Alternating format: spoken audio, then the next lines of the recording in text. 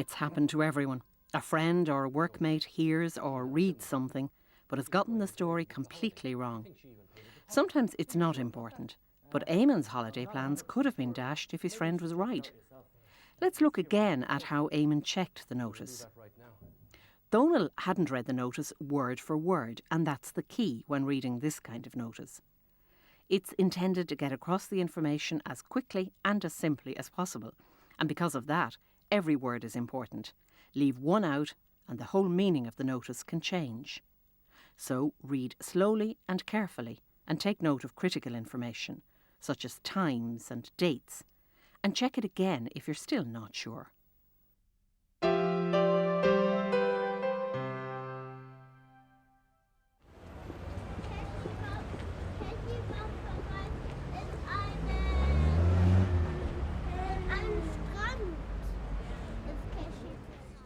I've come to pay the final balance on my holiday. Sure, no problem at all. This is your file here. Yes. This is the apartment that you're going to. Yes. And I've marked the price here. It's £455 per person. Yes. Yourself and your husband. Expect you'll be taking insurance, will you?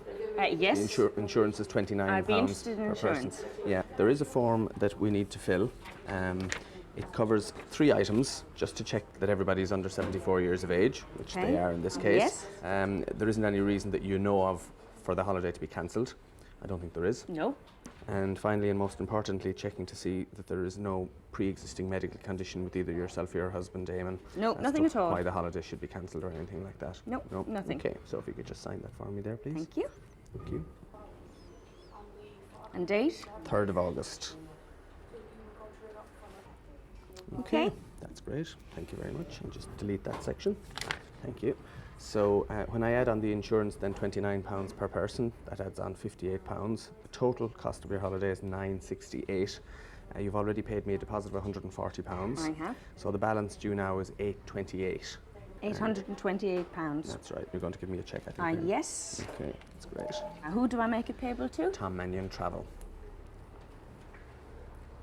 And can you spell Mannion for me, please? Mannion. Right. Okay. That's great. Thank you Thank you very very much. much. That's excellent. That's great, and we'll send out your tickets about 2 weeks before you're due to go on holidays. Right. You just have to check to make sure that your passports are okay. Okay. All right. That's great. Thank you very much. Thank you. Okay. Bye-bye. Bye-bye.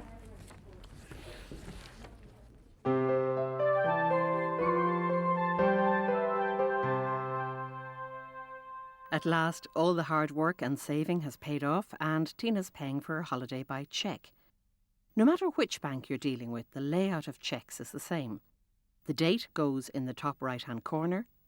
The date is important as cheques will not be paid out unless they're dated. The next piece of information is who the cheque is payable to, and it's quite usual, as Tina did, to have to ask who to make the cheque out to.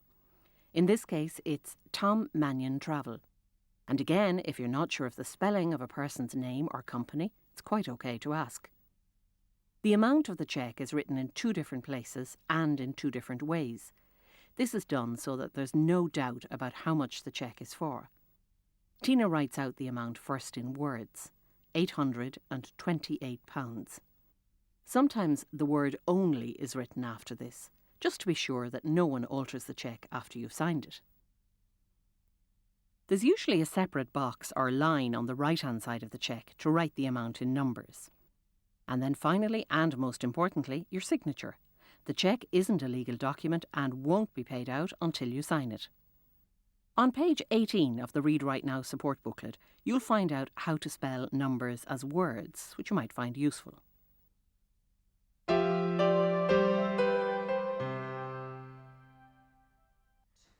Eamon, will you come on? We're going to be late. I'm coming. 2 passports, tickets, money. Eamon, where are you? The flight's going to take off without us. All right, all right. Oh my God, what are you like? Ta-da! Well, if we're going to go on a holiday, we may as well get into the mood right from the start. What do you think? All right, come on. I'll start the car. You get the cases. Right you Let's are. go.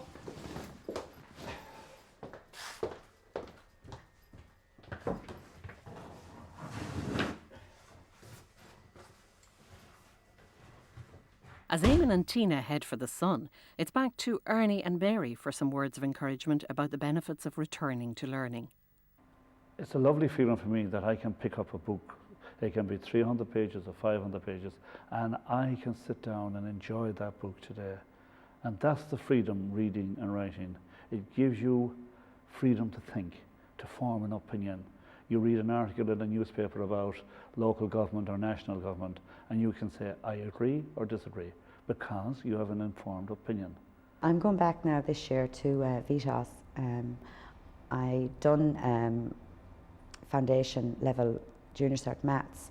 We're going back now to do ordinary level junior cert maths and English and hopefully history, and build up my computers a bit more as well. The freedom to travel, the freedom to choose a meal, to buy a record or a disc, to buy a newspaper, or in my case to buy a book. I love books. I have a lovely collection of books now, thank God. At the end of the 2 years, it won't be time wasted. It'll be time well spent, because I'll be able to look for a job that I find interesting and something that I want to do with my life. And now I intend to go back to full-time school at the age of 50 through the VEC in Castlebar.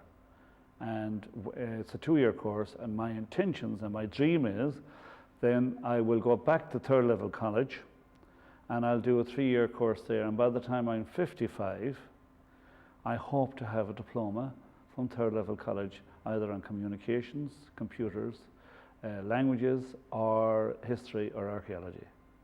Go back. Doesn't matter what anybody says to you. If you feel you want to do it for yourself. Don't do it for anybody else, but do it for yourself. Although I was 50 years of age, I was nervous. Everyone is nervous. We're all afraid of the unknown. You know, stop cursing the dark and light a candle for yourself. And now let's recap on the main learning points we covered in this week's programme. Eamon and Tina first looked at their calendar to decide on a date for their holiday. A yearly calendar lists the 12 months of the year: January, February, March, April, May, June, July, August, September, October, November and December. Remember that all the months begin with a capital letter. As we've seen throughout the series, most forms are fairly straightforward and ask for the same basic information: your name, address and perhaps your date of birth. The trick is to read the form carefully before you start writing and take your time. You can always take it to one side or take the form home and fill it out in your own time. If a question doesn't apply to you, just put a line through it to show that you've read it. If the questions seem long and complicated, it might help to read them aloud. Well, it's less expensive if we take it all in October. Okay. From October 1 on, the price per week appears to be £379, and it's just £92 for the extra week. That's not so bad, is it? We That's can not so afford bad. that. I'd say we might be just able to afford that by the time October comes around anyway. Holiday brochures have to get a lot of information into a very small space, so they can be a little confusing. You'll have to choose your holiday by the number of people, the length of the holiday, the day the holiday starts, and the type of accommodation you want. Another important factor will be the price. Use your finger to scan down and along the columns of information to find something that suits you. A notice by its nature is usually kept fairly short. The idea is to get the information across as quickly and simply as possible. But this means that it's important to read every word, so take your time. Read it slowly and carefully, and take note of times and dates, and check again if you're not sure. If possible, bring the notice home and underline the important information. If you need to write a cheque, remember that all cheques use the same basic layout and information. The date goes in the top right-hand corner, and the name of the person or company the cheque is for goes on the line next to the word pay. And it's quite usual to ask how to spell the name. The amount of the cheque is written out in 2 ways, as numbers and in words. And finally, you'll need to sign the cheque. It won't be paid without your signature. If you've any questions on anything we've covered in this or previous programmes, or you'd like some help with using the Read Write Now pack, call the National Adult Literacy Agency free phone 1800 20 20 65. You can also call this number for information about reading and writing services where you live, or you could contact your local VEC directly. If you don't already have your learning pack, phone 1800 20 20 65 and order one. Calls are free. Next week, we're off to visit Newgrange in the beautiful Boyne Valley, with some of the Return to Learning class who are based in the Orchard Community Centre in Dublin. We'll follow the class as they prepare for the trip and meet them afterwards to hear how they enjoyed it and what they learned along the way.